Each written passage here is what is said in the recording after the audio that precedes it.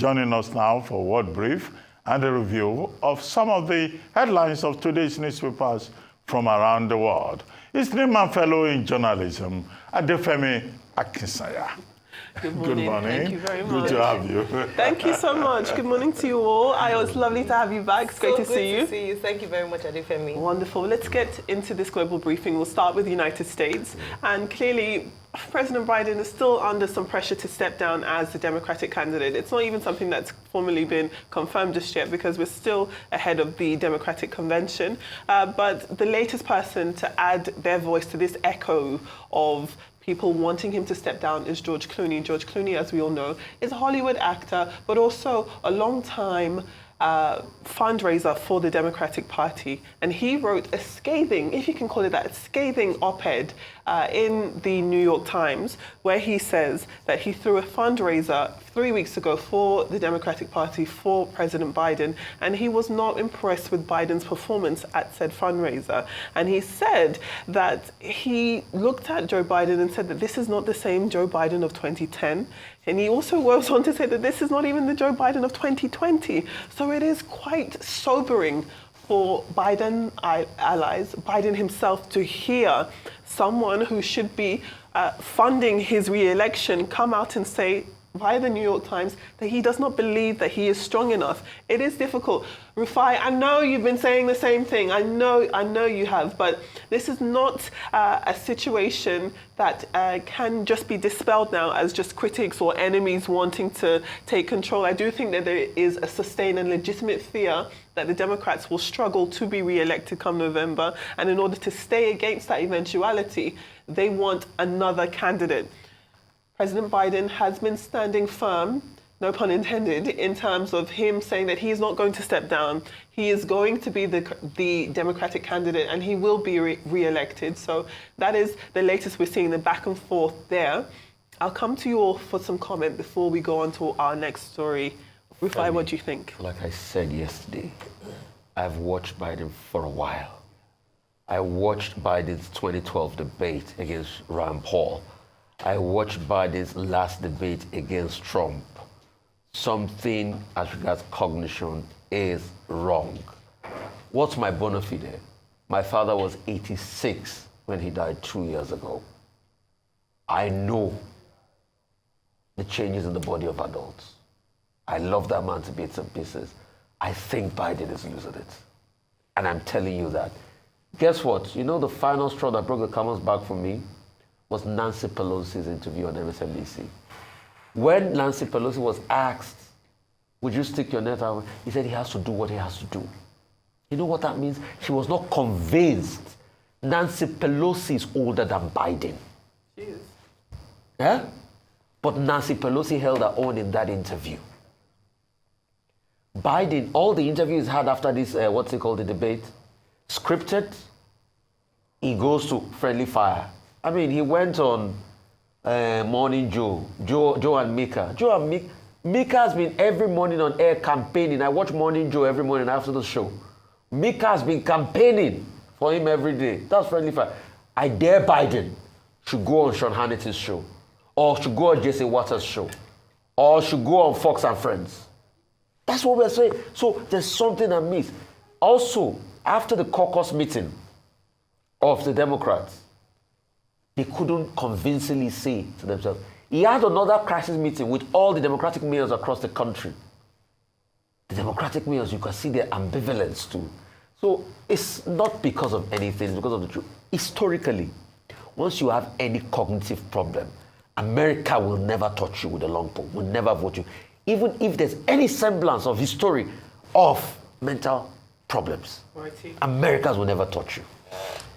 All right, so let me center on that Nancy Pelosi interview. I remember when the first time we talked about this with John Cookson, he had talked about the fact that when he had talked about Michelle Obama coming, and his two primary Democrats, or senior Democrats, would determine or would play a huge role in determining how far Joe Biden would go in terms of holding that ticket come August during the convention.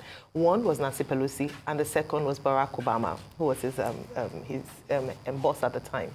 Now, Pelosi in that interview has now said, even though she's come out to say that, oh, her statement was misrepresented, Biden is great. But she says, and you know, it's up to the president to decide if he's going to run. Then she also said, we are all encouraging him to make that decision. Not, but all encouraging him to run or to go ahead. To make that. What decision is she saying? Because President Joe Biden has not minced words. So coming out to say that they're encouraging him to make the decision, it's up to him to run or not. The man has said he's running, that he's fit enough to run. But when we have, and I don't think Nancy Pelosi has challenges with representing herself or speaking very clearly. So it was very clear in terms of what she was not quite saying, and that is a big factor. And despite the fact that, and she did say that time was running out, and I think that if not for the factor of time, it would be a clear-cut case where the Democrats would possibly ditch him, but they're still considering whether or not they'll do that, especially with more people now coming out. Donald Trump has something to say about George Clooney, by the way. He posted about the fact that, he's an actor who didn't do anything, so now he's realizing. So the Republicans are capitalizing on the confusion within the Democrats and putting more pressure on President Joe Biden to step down, because hopefully they're thinking, what they might be thinking is that they will capitalize on that to leverage the fact that a new person is coming to the race. So it's very dicey. I don't think it's as clear as it was earlier when people said that, the Democrats were definitely going to keep Joe Biden. Okay, the big question that Americans face is how much longer will President Biden continue to insist that he's the only Democrat who can beat Donald Trump in the November 5 election? That's a big question. Today, he is going to grant an interview to NBC Nightly News. The interview will be aired on Monday. Now, we don't know what he's going to say on that interview. What we know is that the ground is shifting below him. What we know is that his campaign is on a free-for-all. So we have this attack from Senator Welch, who wrote a piece in the New York Times. We have George Clooney, a strong Democratic supporter, writing a piece in the Washington Post. And we have Nancy Pelosi, all three of them, after a fashion, saying that, look, the Democrats are facing a question of presidential infirmity. That's the word. Presidential infirmity, appears to be the big issue. But everyone is looking forward to what will happen at the NBC Nightly News interview today, which we will all see on Monday. Now, President Biden has already said only the God Almighty can shift him. Well, will God Almighty shift him? Well, that may not well happen. The Democratic Convention is on August 19 to 22. 3 issues that will be important. His infirmity, presidential infirmity, as alleged. Number 2, the fundraisers. The fundraisers who are saying, well, they are no longer picking the phones. Now, the people who are lobbying that a younger person should take over. But the bigger story, other story from the United States, is the NATO summit, declaration. They didn't call it communique. They call it NATO summit declaration. Correct. Well, that brings us to our other stories in the global briefing. Let's take a look at what NATO have had to say. In terms of Ukraine now, NATO have been speaking with one voice. They are saying that it's pretty much inevitable that Ukraine will be inducted into the North Atlantic Treaty Organization. And it's something that has definitely been welcomed by President Volodymyr Zelensky and different world leaders. The thing about it is, NATO, as we all know, as Dr. Rubin was mentioning yesterday, is a group that's come together on the other side of global war. At its core, it's a union that does not want conflict, that promotes peace. So on one hand, yes, you can accept that they are saying that this path towards Ukraine's membership is irreversible, is inevitable. But I do think at their core, they don't actually want a war on their hands. They do not, because should any country fall victim to any type of conflict, Article Treaty of NATO means that if you go to war against one NATO country, you go to war against all of them. And if Ukraine joins them while they are still in conflict, that would mean all of them go to war. And I don't think in their heart of hearts that is something they actually want to do. Will they send money? Will they send weaponry? Yes. But do they want a war? I don't think that these countries want a war. And by extension, they do not want Ukraine. No, they're sending money. that NATO summit declaration, we call it communique in Nigeria, but they titled it NATO summit declaration. They're going to give Ukraine 40 billion euros in the next 1 year. They're complaining about the romance between China and Russia. They say that Russia is an enabler of the, the relationship, the war between Russia and Ukraine. They're saying that they will forge relationship, sustain relationship with the Indo-Pacific region, but they do not talk about an alliance in that regard. They're saying that Ukraine, at a particular point, will join the NATO alliance, but they've not put a date to it. After all, the whole theme of that conference was Ukraine and transatlantic security. So these are the key points in the NATO summit declaration, as they called it. Well, let's take a look at some newspapers now. We'll go on to look at our front pages, and we'll start with This Day. This Day looks at some comments made by Senate Chief Whip Ali. What is his last name? Ali. Ndume. Thank you, Ndume. And he says that. Well, he says many things in his comments to journalists at the National Assembly yesterday, but one thing that jumps out is that he talks about how the president is unaware of the hunger challenges facing Nigerians, and that's because he's being shielded by different forces at the presidential villa, and people who want to tell him the truth are unable to reach him. On the one hand, I do think it is quite preposterous to listen to. I think it is quite a slap in the face to the intelligence of the average Nigerian by saying that the president is unaware and it's because people haven't been able to tell him. And I think that that does far more harm to the president's credibility and his branding than anything to say that he is unaware of issues facing Nigerians, most especially hunger. I think that is a ridiculous thing to say and a ridiculous image to project onto the president. So those were his comments. That's the Senate Chief Whip just there. Moving on from This Day, we'll take a look at the front page of the Daily Trust. And the Daily Trust, to that end, is looking at the prices of bread. It talks about how in certain areas of the country, looking at northern Nigeria, for example, some correspondents in this article report that they are buying loaves of bread for more than 1,000 naira, 1,100 naira, in fact, in Kano. And it also goes on to talk about how different bakeries are shutting up shop because of the high cost of production. I think it's worth noting that daily bread, the staple of bread, it's tantamount to everyday life in Nigeria. So if that, by virtue of this cost of living crisis, is now something that people cannot afford, it is going to have detrimental effects for the country as a whole. Not just hunger. I think that in a country in its recent history who has seen huge protests, it's something that should be alarming to many people. Let's not forget that the change of guard in Sudan happened because the price of bread started to skyrocket. So while we can say that it's just bread and this is just inflation and we'll get through it in a few months, the federal government are doing this and that, in the immediate term, in the short term, this is really lighting a match onto people who are already on fire, and it could have dastardly consequences. So that's the front page of the Daily Trust. Moving on to the Daily Independent and looking at ECOWAS's Community Court of Justice. They have found Nigeria's federal government guilty of human rights abuses, specifically pertaining to the End SARS protests. The lead applicant is DJ Switch.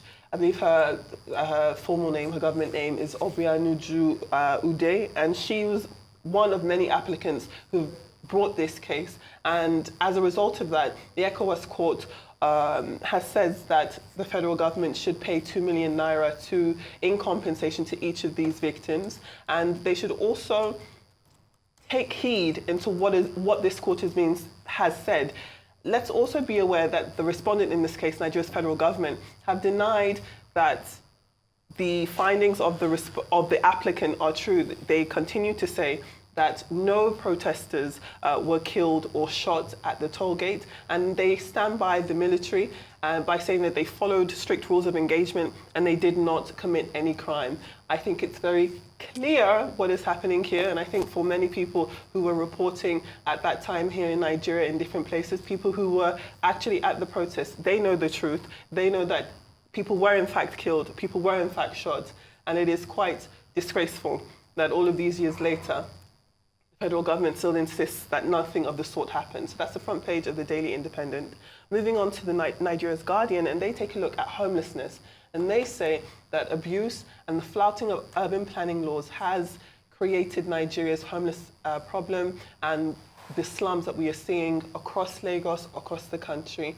And then lastly, if we take a look at the Vanguard and the Punch, the Vanguard, firstly, they are looking at the fact that Nigeria needs nearly 200,000 more teachers and almost 1 million more classrooms in order to close Nigeria's education gap.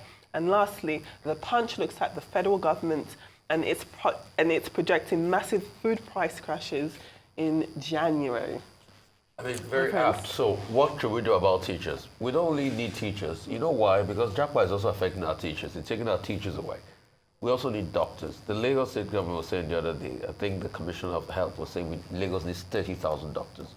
So how quickly can we recruit those people? How quickly can we create jobs and make the fund necessary for them to be able to recruit those teachers? Right. When you check in other climes, I'm not saying UK is the sanest of climes anyway, but the priority of the Labour Party then was how to employ over 6,500 more teachers. So how can we quickly get teachers? And that's it. So, and also, as regards Mr.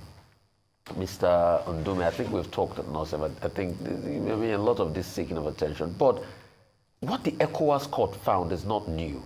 Right. I mean, it's I keep saying we should go back and read the Justice Doris Okobi-led panel reports. It says everything you want to know about EndSARS. It's about the fact that, people try to push it here and there and all of that.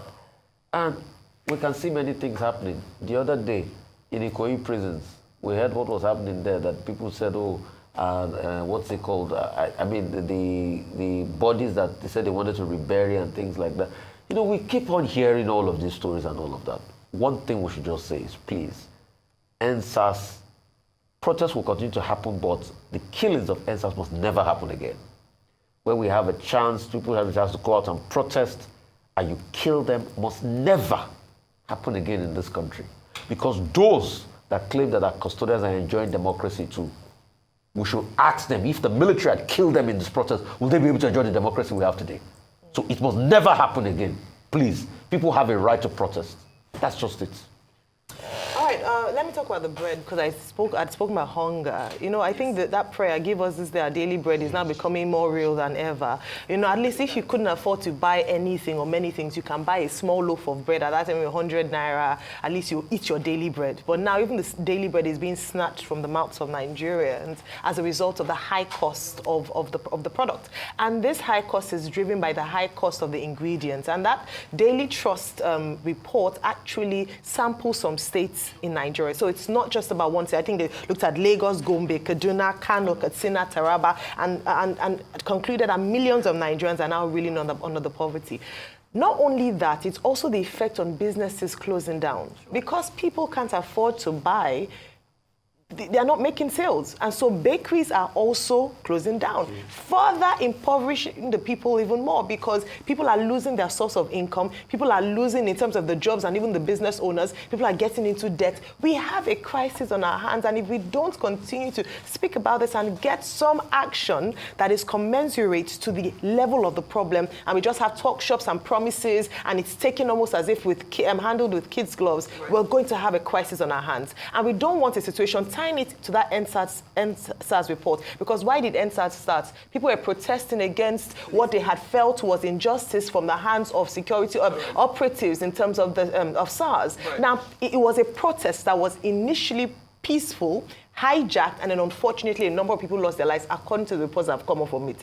People are talking about another protest. We do not want another situation like this on our hands. Let us prevent it. Rather than coming and then trying to release members and saying, there shouldn't be protests or people are going around. You should handle that. Then finally on the teachers, let us begin to talk about technology as in terms of addressing the education gaps we currently have in Nigeria. Sure. Teachers, classrooms, COVID period gave us an opportunity or an insight into what is possible with technology and how we can reach the underserved. So I think I'll just end there with you. I will bring in a few more papers before I come to you, Dr. Rubin, for comment. If we take a look at our African papers and look at the Daily Nation Kenya, they have listed the faces of 5 men who are still missing since July 6th. It's believed that they were arrested or detained by police leaving a restaurant on the 6th of July, and they have yet to be seen thereafter. They are among 18 people who have been missing since the 6th of July for these 5 men specifically, but also it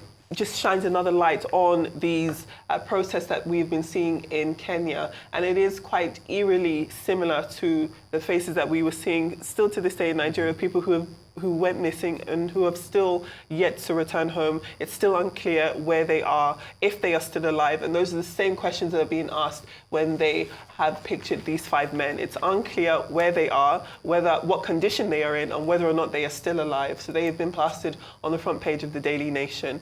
Looking at the Daily Graphic at Ghana, they are taking a look at their armed forces. A study there looked at the fact that 1,300 mental disorders are being recorded within the country's armed forces. And among those cases, the lion's share of disorders are linked to alcohol and alcohol abuse. So this article looks at these numbers, the causes of these numbers, and perhaps what instances need to take place in order to address the alcoholism problem and also these other mental health issues facing everybody in the world, but specifically in Ghana, for this article at least, looking at the armed forces. These are people who are tasked with very emotionally and physically taxing jobs, and you'd expect them to be of sound mental health. But if we are looking at alcoholism in this way, it is something that will send a shiver down the spine of many Ghanaians, knowing that this is the state of their armed forces as it stands. I will come to you all for comment, starting with you, Dr. Rubin. But before then, let's take a look at our international papers. We will take a look at the Washington Post. Top Democrats say that Biden, as we've already discussed, must show he is able to win in order to garner their support. It's unclear whether or not he'll be able to convince them in the time left before the Democratic Convention. And then moving on to the Independent of the UK, Starmer, again, as we were talking about earlier, says that Ukraine's path to NATO membership is irreversible. And he says that the United Kingdom will continue to give the Ukraine £3 billion yearly for as long as necessary. From the Independent, let's take a look at The Guardian. The Guardian is looking at the UK's prison overcrowding crisis and how Starmer believes that some offenders should be released early to take some pressure off. It's very important to note that this prison crisis didn't just start. It's something that Rishi Sunak also had to deal with, something that the Justice Secretary has spoken about extensively, and many more offenders, non-violent offenders, are expected to be released earlier to take some pressure off of the UK's prison population. Dr. Rubin, I know that we've gone through a lot of different papers. Yes, very quickly. I'll just go through it. Well, you quoted the Daily Graphic talking about the mental health of officers and how they've discovered that about 1,300 mental disorder cases are confronting them on an annual basis. I think that that's a lesson that Nigeria should also follow. Yeah. That there's an audit of the psychiatric health of people in the armed forces in Ghana. You recall that the NSAS protests of 2020, one of the major recommendations was that Nigerian policemen should be subjected to psychiatric tests. Now, there was an attempt. We were told some officers had been invited, but up to today, we don't have the result yet. So I think it's important that the people who, on behalf of the people, carry guns, and they have their own issues in their personal lives, including struggle over minimum wage, should be subjected to regular psychiatric tests. So Ghana has shown us that it is possible. Let Nigeria also try to do it. Now, as for defense spending, I was saying yesterday that Prime Minister Keir Starmer, going to the NATO summit in Washington, one of the issues that we will address will be about defense spending. And so if he says that Ukraine membership of NATO is reversible, that is already taken care of by the summit declaration of the meeting that held in Washington yesterday. But he's under pressure at home because he's been told by former leaders of the military in England, in Britain, that look, the world is dangerous and that the United Kingdom needs to protect itself. And he pledged 2.3 to 2.5% of GDP to defense spending. The details will be revealed next week by the defense secretary, but he says he's not going to put time to it. So, so that's understandable. That's expected. As for the issues about prison, well, since the Labour leaders assumed power, they've been talking about housing. Yep. Rachel Reeves saying she wants to build 1.5 million homes, 300,000 per annum. They've been talking about the NHS. They've been talking, about all of these issues. Just to reassure the people that they intend to keep their pledge, their promise, their campaign promises. But it's early days yet. We will see what they do eventually with the shadow ministers, already organizing and saying, well, it was Rishi Sunak that got us into this trouble. But it's early days yet to assess the Labour government. Well, are you Labour for Tory? I don't talk about personal politics on television, Dr. Rubin. But I think that if you guys know me, you should know which way I lean. Yes.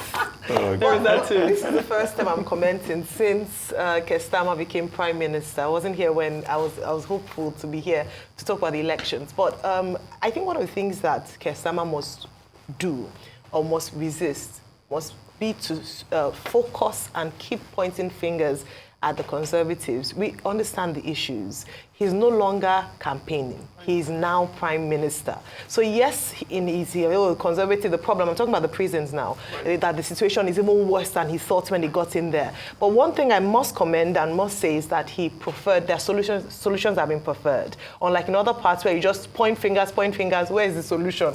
So the solution now is that, like you said, 40% as opposed to half of those who are in prison convicted for non-violent crimes will be let out early. So they will serve 40% of their sentence as opposed to half of their sentence when then they'll be considered for parole. That's one. They didn't talk about whether they'd be building more prisons. I don't know. I don't think they have money for that in terms of the budget and priority. But I think in terms of the fact that overcrowded prisons are an issue not just in the United Kingdom, but across different countries as well. We've talked about this on the African continent. We talked about it in places. So just to see that this is an issue that we're grappling with on an international level. And the fact that, so then you begin to wonder, what are the challenges? Are interventions? I know there's a lot of intervention in terms of catching it young, prevention better than, so, a lot of projects being done with implementing partners to ensure that people are prevented from, going into crime, and then they can decongest the prisons. But it doesn't seem to be working. So maybe it's time as well to reevaluate those interventions and understand why there are more people going into prisons, why the prisons are no longer enough to contain the number of criminals, and then now think of our own place here back at home. The UK is not facing as much challenges as we are here, and we are already having prisons that are bursting on their seams. So let's begin to look at that. So I'd like to see what will happen in the next few weeks and months with regards to this Labour Party. They promised a lot. This is time for governance. Let us see this housing that Dr. Bati talked about. 300,000 houses per year for 5 years, making 1.5. That's a lot. They talk about health. They want to work magic with the NHS. That is a lot. Let's see how that's going to happen. Interestingly, the new Secretary of Health was NUS president when I was in the NUS as well. So really? He had started from Young Labour. So it's someone, and he was very passionate. So it's just also good to see that, yes, round pegs and round holes, but let's see to what extent. And they should stop blaming the Conservative government too much, because they knew the challenges they were going to face before they decided to come in. West Streeton can say anything they want to say about health. The Labour can say anything. The problem is they don't have money to do it. All of it is just rhetoric. They need to employ teachers. They've been talking about, we're going to increase VAT on private schools. They don't have the money to do it. And that's where you're going to see the first problem.